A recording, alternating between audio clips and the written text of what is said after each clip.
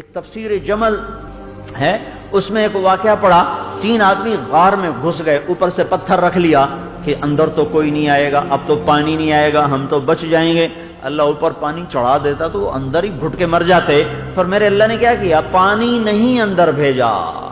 ان کو پیشاب لگا دیا۔ تینوں کو اتنا زور کا پیشاب آیا، پیشاب کرنے بیٹھے،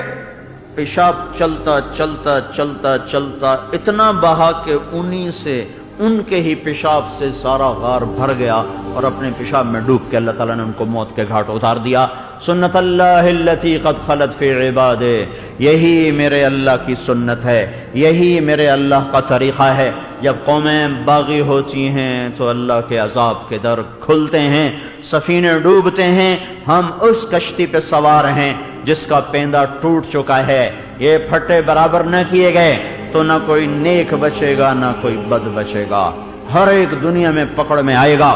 اللہ تعالیٰ نے پہلی قوموں کے واقعات اسی لیے سنائے ہیں۔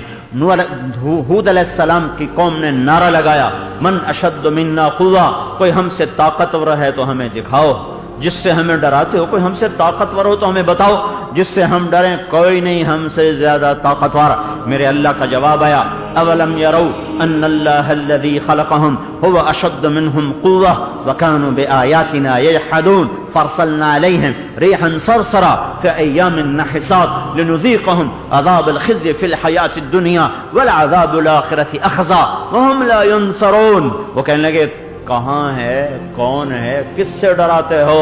ہم تو ایٹمی طاقت ہیں، ہمیں کوئی مار سکتا ہے، ہم تو ایٹم بم بنانے والے ہیں، ہم پہ کوئی غالب آ سکتا ہے۔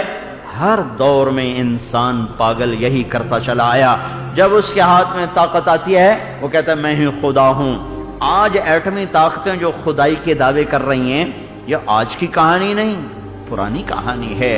اور یہ ٹوٹیں گے، یہ بھی کوئی نئی کہانی نہیں ہے، یہ بھی پرانی ہی داستان ہے۔ جیسے ہر زمانے کے فرعونوں کو اللہ نے پکڑا،